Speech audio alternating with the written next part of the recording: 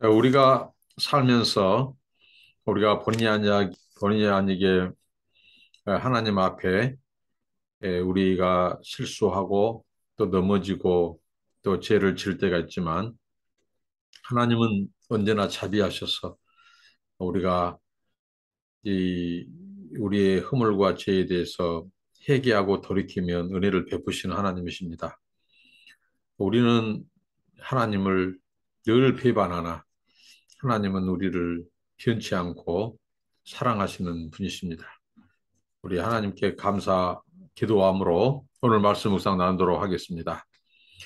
하나님 아버지, 우리가 살면서 늘 연약하고 실수가 많고 허물이 많은 죄인임에도 불구하고 저희들을 변함없이 우리가 회개할 때 돌이킬 때 용서하시고 사하시고 우리를 다시 붙잡아 주시고 일으켜 주시는 주님을 찬양합니다. 하나님의 은혜를 생각하면서 더욱더 거룩한 삶을 살게 하옵소서.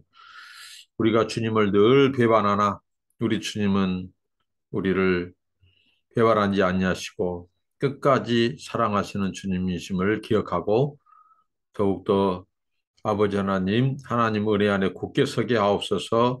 죄짓지 않게 하옵소서. 성결하게 하옵소서. 예수님의 이름으로 기도하옵나이다. 아멘. 찬송입니다. 우리는 주님을 늘 배반하나.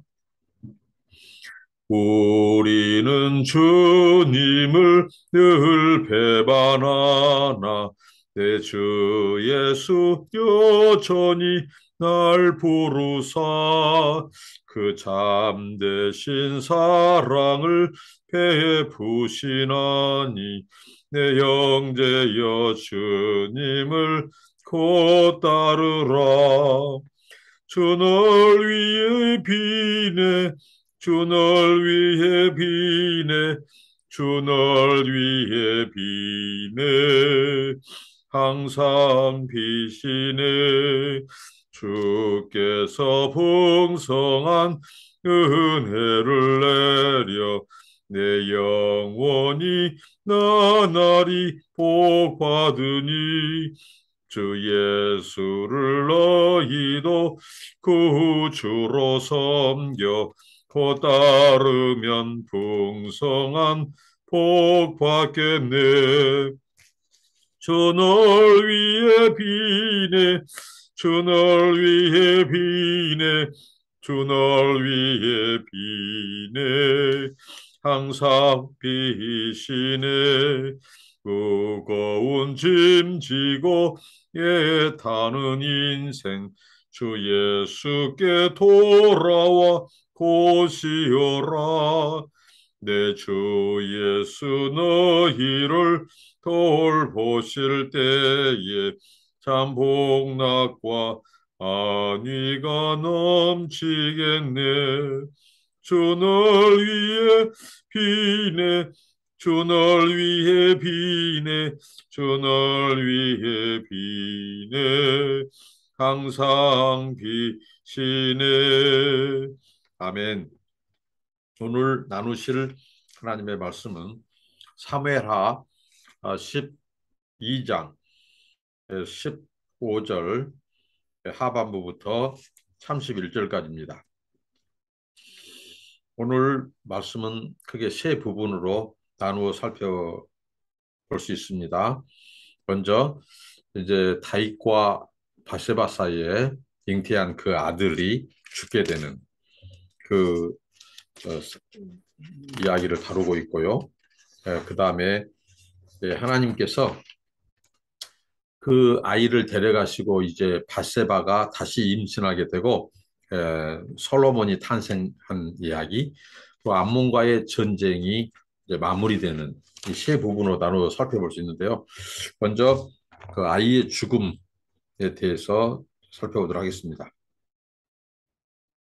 우리아의 아내가 다윗에게 낳은 아이를 여호와께서 치심에 심히 앓는지라 다윗이 그 아이를 위하여 하나님께 간구하되 다윗이 금식하고 안에 들어가서 밤새도록 땅에 엎드렸으니 그 집에 늙은 자들이 그 곁에 서서 다윗을 땅에서 일으키려 하되 왕이 듣지 아니하고 그들과 더불어 먹지도 아니하더라.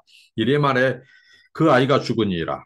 그러나 다윗의 신하들이 아이가 죽은 것을 왕에게 아뢰기를 두려워하니 이는 그들이 말하기를 아이가 살았을 때에 우리가 그에게 말하여도 왕이 그 말을 듣지 아니하셨다니 어떻게 그 아이가 죽은 것을 그에게 아뢰 수 있으랴. 왕이 상심하시리로다 함이라. 다윗이 그의 신하들이 서로 수군거리는 것을 보고 그 아이가 죽은 줄을 다윗이 깨닫고 그의 신하들에게 묻되 아이가 죽었느냐 하니 대답하되 죽었나이다 하는지라. 다윗이 땅에 일어나 몸을 씻고 기름을 바르고 의복을 갈아입고 여호와의 전에 들어가서 경배하고 왕궁으로 돌아와 명령하여 음식을 그 앞에 차리게 하고 먹은지라.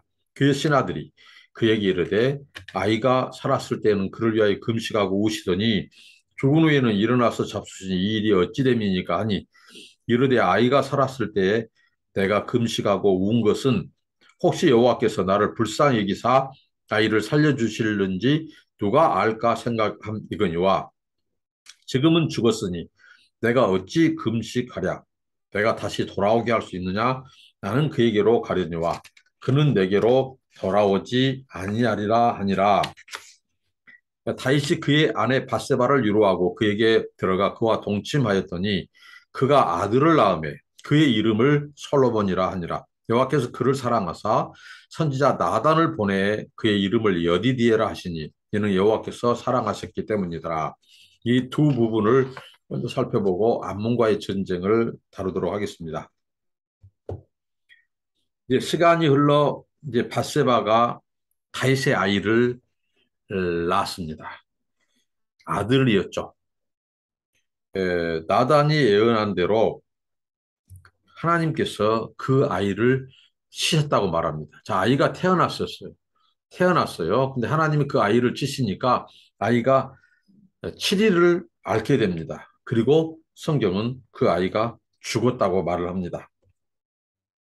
다윗이 하나님께 이 아이가 7일 동안 이제 앓게 될 때 다윗이 한 행동을 보면 그가 하나님께 금식하여 울부짖습니다. 금식하여 매달립니다. 근데 그 아이가 끝내 죽었죠. 이제 다윗다움이 회복되는 모습을 볼 수 있습니다. 다윗은 이 상황 속에서 이 모든 일을 멈추고 금식하며 주야로 하나님께 매달렸습니다. 아이를 살려달라고 하는 거예요. 아마 다윗의 심정은 하나님, 그가 나단 선지자가 이야기를 했을 때 그가 당신이다 했을 때 그가 하나님의 말씀을 받아들이고 꼬꾸라지고 회개를 하죠. 그런 다윗이 그걸 기억하면서 이제 하나님께 기도했을 거예요. 죄는 제가 지었으니 하나님 이 아이의 생명만은 돌려주십시오. 차라리 저를 죽이시고 죄 없는 아이를 하나님께서 살려주라고. 아마 다윗은 그렇게 울부짖었을 것입니다. 7일 동안. 평생 그 아이에 대한 죄책감을 그 다윗은 가지고 안고 살았을 것입니다. 주변 사람들이 말려봅니다. 왜? 이러다가 다윗 왕이 죽게 생겼거든요.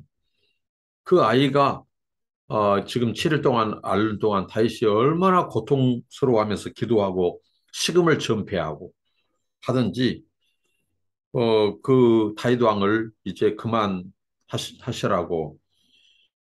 그때 다윗이 말을 듣지 않죠. 근데 이 아이가 죽었어요. 여기서 우리가 조금 아이러니하게 생각할 수 있습니다. 왜 죄는 그 아버지 다윗이 지었는데 그 아이가 죽어야만 하는가? 굉장히 이런 질문은 우리로 하여금 당혹하게 하죠. 이것을 어떻게 해야 되겠는가? 성경은 여기에 대해서 답을 하지 않습니다. 하나님의 이 영역으로 맡깁니다. 여기에 대해서 우리가 이제 생각해 볼 것은 죄의 결과와 죄에 대한 형벌입니다. 어떻게 보면 이 아이가 태어난 것은 다윗의 죄의 결과로 태어난 것입니다. 그런데 그 아이가 죽은 것은 죄의 형벌로 그 아이가 죽은 거 아니라는 거죠. 죄의 결과로 태어났지 그 아이가 죄를 졌거나 그 아이의 형벌로 그 죄가 그 아이가 죽은 것은 아니라는 거죠. 다윗의 죄로 인하여 그 형벌로 그 아이가 죽은 것은 아니라는 거죠.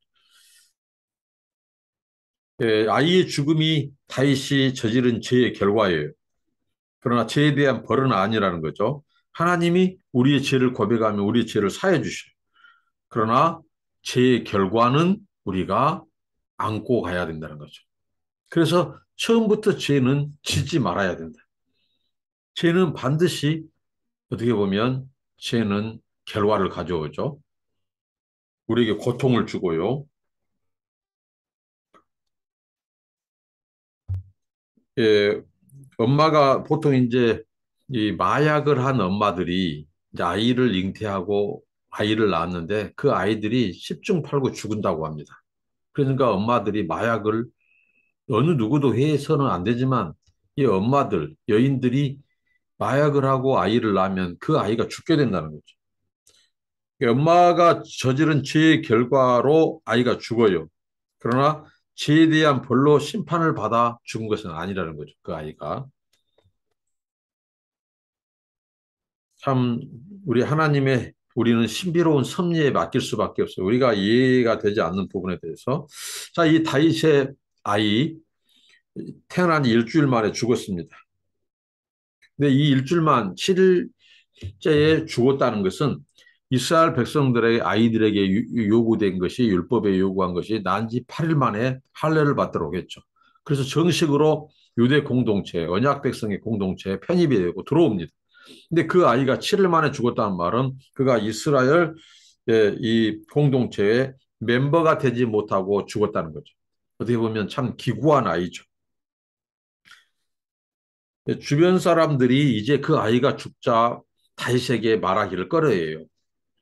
다윗이 그 아이가 살았을 때 그렇게 울부짖고 식음을 전폐하고 금식하며 기도했는데 그 소식을 전했을 때 도대체 그 충격이 얼마나 크겠는가 해서 그들이 말을 하지 못하고 있을 때 다윗이 눈치를 챕니다.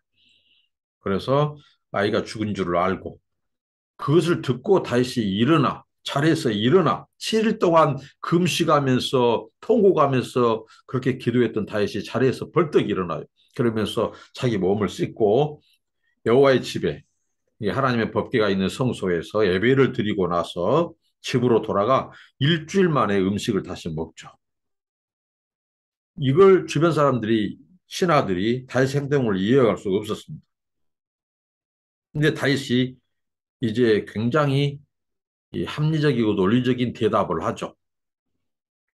왕이 그토록 아이가 살았을 때는 금식하고 이렇게 했는데 이제 아이가 이렇게 이제 죽게 되자 그들이 이제 그렇게 하나님의 자비를 구하고 최선을 다했는데 어찌하여 이제 이렇게 왕이 씻고 음식을 먹고 이런 기이한 행동에 대해서 묻게 됐어요. 다윗이 이렇게 말하죠. 굉장히 논리적이고 합리적인데요.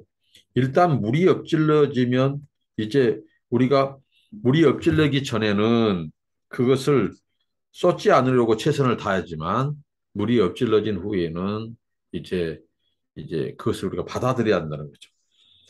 다윗의 이 장점, 다윗의 이 다른 사람과 비교해서 사울이라든가 다른 사람과 비교해서 다른 점이 바로 이거예요. 그가 이제 혹시 하나님이 아이가 살았을 때는 자기의 기도를 듣고 금식을 보시고 이 혹시 나를 불쌍해서 아이를 살려줄지 몰라서 기도했다는 거죠. 그러나 아이를 그럼에도 불구하고 하나님이 데려갔어요. 그러면 그것을 그대로 하나님이 하신 일로 주권으로 받아들였다는 거죠. 그러니까 물이 엎질르기 전에는 우리는 최선을 다해서 물이 엎질러지 않도록 해야 한다는 거죠. 그러나 물이 엎질러졌다면 그 결과를 받아들여야 합니다. 다윗은 언제 하나님 앞에 매달리고 기도하고 금식해야 될 것을 알았어. 언제 포기하고 받아들일지 알았어. 이게 다윗과 사울의 이 차이점이 바로 철저히 다윗은 하나님의 주권 앞에 순종했다는 거죠. 하나님의 주권을 인정했어요. 그러니까 우리가 건강한 신앙생활을 하고 건강한 관계를 하기 위해서 항상 과거를 우리는 어떻게 보면 하나님의 은혜도 사람의 은혜로 과거는 기억해야 될 때는 기억해야 돼요. 그러나 과거에 얽매이지 말아야 되는 거죠. 다윗이 그걸 보여줬어요. 후를 털어버리고 일어났어요. 씻고 음식을 먹었어요. 왜? 이제 돌이킬 수 없다는 거죠. 우리의 영역이 아니라는 거죠. 하나님의 통치, 섭리의 영역이라는 거죠. 만약에 우리가 그것을 끝까지 과거에 매여서 붙들고 있으면 하나님의 영역을 침범하는 자가 돼요. 하나님의 주권과 섭리와 통치를 부인하는 자가 돼요. 다윗이 그 아이가 살았을 때는 우리 인간은 바로 그때는 매달려야 한다는 거죠. 그러나 하나님이 그 아이를 취해갔다. 그러면 하나님의 주권 앞에 우리가 받아들이고 과거를 털어버리고 새 출발을 해야 하는 거죠. 얽매이지 말고. 이제 하나님이 이제 새로운 길을 새롭게 우리가 출발해야 하고 날아가야 된다는 거죠. 그래서 과거는 기억하되 이제 거기에 집착하고 묶이고 붙잡히면 안 돼요. 얽매이면 안 된다는 거죠. 정말 다윗다움이고 이게 다윗의 장점입니다. 다윗은 언제 부르짖고 금식하고 하나님 앞에 울부짖어야 될지 그리고 언제 자리를 털고 받아들이고 해야 될지를 알았다는 거죠. 우리의 삶 속에서도 하나님의 이 긍휼, 은혜, 자비를 구할 때는 정말 다윗처럼 금식하면서 통곡하면서 그렇게 우리가 구하고 기도하되 그 결과가 우리가 원하는 대로 되지 않았을지라도 그게 하나님의 최선이고 하나님이 그걸 통해서 뜻을 이루어 가신다면 우리는 그것을 하나님의 주권과 섭리에 맡기고 받아들이고 인정하고 후를 털어버리고 하나님이 새롭게 인도하실 하나님이 그걸 통해서 어떻게 일을 해가시고 이루어 가실 것인가. 이것을 우리가 믿음으로 바라보고 맡기고 해야 되는데 그래야 우리의 몸 건강, 정신 건강, 영적인 건강에도 좋고 그렇다는 거죠. 그렇지 않고 과거에 집착해서 그걸 갖고 너무 계속해서 슬퍼한다거나 그런다면 이제 그걸 가지고 이제 사탄이 우리를 무너뜨리고 넘어지게 한다는 거죠. 이게 우리가 다윗에게서 배워야 될 것입니다. 그러니까 우리가 무슨 어려움이 있을 때 그때는 정말 이 사력을 다해서 하나님을 의지하고 기도해야 돼요. 근데 그 기도의 결과대로 되지 않고 이제 예, 되었을 때 그때 그것을 받아들이고 하나님의 그 다음 영역 하나님의 통치에 맡기고 하나님의 일에 가심에 맡기고 하나님이 어떻게 그걸 통해서 합력하여 선을 이루시는지 하나님의 뜻을 이루시는지를 우리가 바라보며 순종하고 나가는 거죠. 그럴 때에 하나님이 주신 것은 무엇입니까? 바세바가 임신하게 됐습니다. 하나님은 그 아이를 데려갔지만 이제 이 다윗과 그의 아내 바세바에게 새로운 생명을 주십니다. 하나님은 무슨 고난을 주실 때에 하나님은 이렇게 연거푸 그러니까 우리 삶 속에서 노아 홍수 이후에 주셨던 무지개 언약과 같은 그런 은혜를 베푸시는 하나님이죠. 가인이 아벨을 죽였죠. 근데 하나님은 셋을 주셨습니다. 그러니까 연하여 우리에게 고통을 주지 않으신 하나님. 이 아이가 죽었지만 하나님은 바세바를 임신시키셔서 그에게 솔로몬을 주셨어요. 여기서 이제 정식으로 바세바가 다윗의 아내로 소개되고 있습니다. 이전에는 우리아의 아내 바세바라고 했는데 다윗의 아내로. 자, 하나님께서 이것을 통해서 우리에게 무엇을 가르치실까? 죄에 대해서 애통해야 하고 죄에 대해서 회개하는 자들에게는 하나님의 자비와 은혜를 베푼다는 거예요. 그들을 어떻게 대하시는지 죄인도 회개하는 죄인, 애통해야 하는 죄인, 돌이키기 위한 죄인에게는 하나님께서 이제 이 은혜와 자비를 베푼다는 거죠. 그러나 끝까지 회개하지 않은 자들은 하나님이 내어버려 줍니다. 자, 다윗이 가장 괴로워하고 이 바세바가 얼마나 슬픈 여인입니까? 남편을 잃었어요. 그리고 아이도 잃었어요. 뿐만 아니라 그 안에는 죄책감이 있어요. 바세바. 어떻게 보면 그 자기가 이제 다른 물론 간음을 당했지만 그건 다른 남자의 아내가 되어버리는 거. 그 남편이 전쟁터에 죽는 거. 이러한 것들이 이 불륜의 이런 열매들 속에서 이 바세바가 이 죄책감도 있었을 겁니다. 마음에 평안이 없을 거예요. 근데 하나님께서는 평안, 이 하나님이 사랑하는 자의 뜻, 이 평안, 바로 이 솔로몬을 이름을 주셨어요. 솔로몬. 새로 태어난 아이의 이름이 평안입니다. 파란만장한 그녀의 삶에 하나님께서 평안을 주셨어요. 그래서 솔로몬을 태어나게 하셨고 그의 별명이 여디디야. 여디디야는 바로 여호와가 사랑하는 자라는 뜻입니다. 여호와가 사랑하는 아들을 주셨어요. 그러니까 하나님은 우리의 고통, 우리의 슬픔, 그런 속에서 기도하는 그 기도를 들으시고 다시 회개하는 자들에게 자비와 은혜를 주시고 이렇게 평안을 주셨다는 것입니다. 그래서 솔로몬이 탄생합니다. 이 솔로몬은 하나님이 사랑하는 아들로서 앞으로 다윗 가문의 아주 핵심적인 인물로 떠오를 것을 우리가 그의 이름이나 별명에서 볼 수 있습니다. 그리고 마지막으로 이제 암몬과의 전쟁이 나옵니다. 예, 요압이 암몬 자손의 납발을 쳐서 그 왕성을 점령하며 요압이 전령을 다윗에게 보내 이르되 내가 납바 곧 물들의 성읍을 쳐서 점령하였으니 이제 왕은 그 백성의 남은 군사를 모아 그 성에 맞서 진치고 성읍을 쳐서 점령하소서. 내가 이 성읍을 점령하면 이 성읍이 내 이름으로 일컬음을 받을까 두려워하나이다 하니 다윗이 모든 군사를 모아 납바로 가서 그 곳을 쳐서 점령하고 그 왕의 머리에서 보석 박힌 왕관을 가져오니 그 중량이 금 한 달란트라. 다윗이 자기의 머리에 쓰니라. 다윗이 또 그 성읍에서 노력한 물건을 무수히 내오고 내야 그 안에 있는 백성들을 끌어내어 톱질과 썰어질과 철 도끼질과 벽돌구이를 그들에게 하게 하니라. 암몬 자손의 모든 성읍을 이같이 하고 다윗과 모든 백성이 예루살렘으로 돌아가니라. 암몬과의 전쟁에서 자, 이 암몬과의 전쟁 때문에 우리아가 죽었죠. 이 다윗이 우리아를 최전선에 보내놓고 그리고 그 군사를 빼버린 이 작전을 가지고 우리아가 암몬 이 군사들에 의해서 죽게 되는 이 암몬과의 전쟁. 이제 요압이 그 최전선에서 싸우면서 이제 핵심 성들을 점령하고 마지막 이제 그 성읍을 이제 마지막 이제 치면 전쟁이 이제 끝나죠. 그때 이제 부하를 보내서 다시 오게 하고 다시 군사를 데리고 와서 마지막 그 성읍을 쳐서 점령하게 하는 이런 암몬 점령식에 와달라고 하는 통보를 보내고 여기서 다윗이 참여하죠. 그래서 그들을 치고 그 성을 마지막 점령하고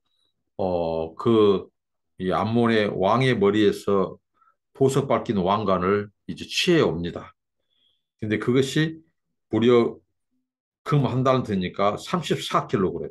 이게 평소 쓴 것이 아니라 그들이 이 암몬의 왕이 자기 그 선대의 왕의 동상이나 암몬 사람들의 신 밀곰의 동상에 장식으로 씌워두었다는 거죠. 근데 이것을 취해와요. 그리고 암몬 사람들을 종으로 부리게 됩니다. 자, 이걸 통해서 이제 다윗은 그 많은 전리품, 노획물, 전리품을 가지고 노동력을 솔로몬 성전을 건축하는 데 있어서 그 금이라든가 전리품, 이 앞에 전쟁에서 취해온 모든 이 전리품들을 이제 솔로몬 성전의 재료들로 사용합니다. 금을 비롯해서요. 그리고 거기서 취해온 그 종들, 이 기술자들을 앞으로 이제 이 솔로몬 성전 건축할 때도 다 활용하게 된 거죠. 그래서 암몬과의 전쟁에서 하나님이 종지부를 찍게 하고요. 이렇게 노획물을 취하게 하고. 이제 이 다윗의 이 왕권, 이제 다윗다움을 하나님이 회복하는 거죠. 이 암몬 사람들의 수도 납바를 정복했어. 다시 원유지시키고 왕도 그 사명의 자리로 돌아옵니다.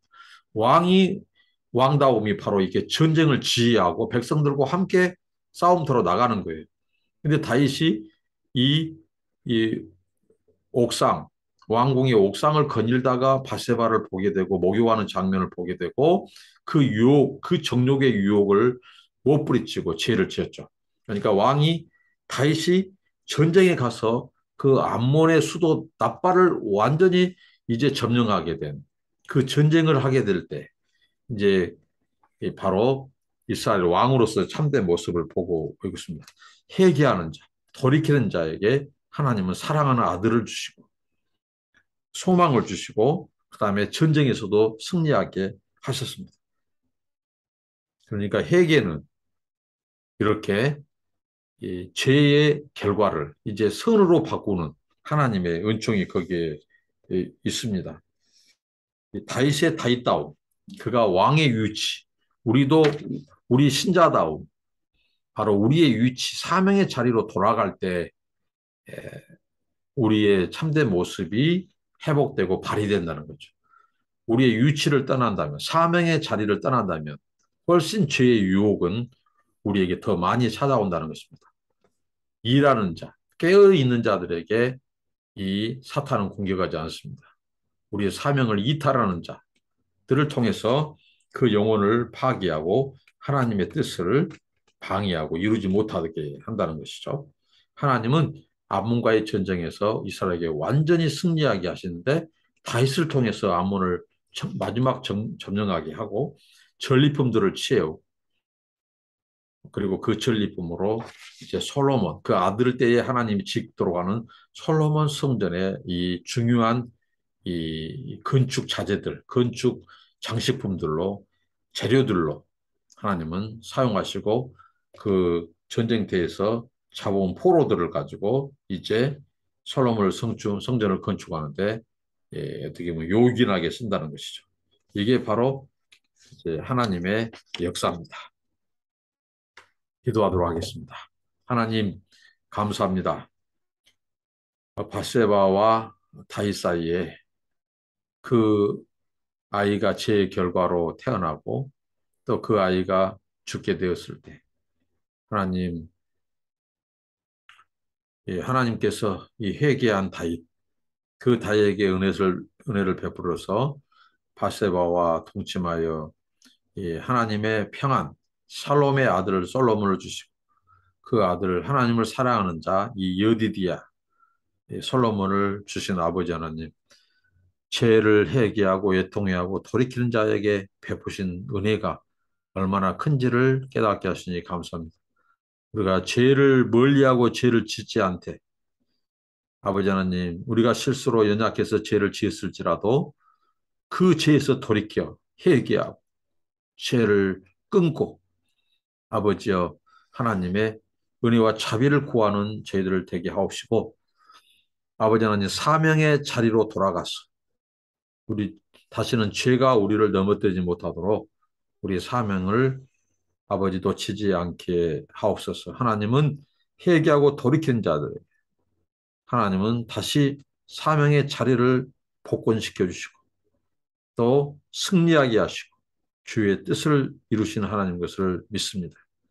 하나님 이러한 교훈들을 우리가 얻게 하시고 아버지 하나님의 주권과 섭리와 통치 안에서 순종하며 나아가게 하옵소서.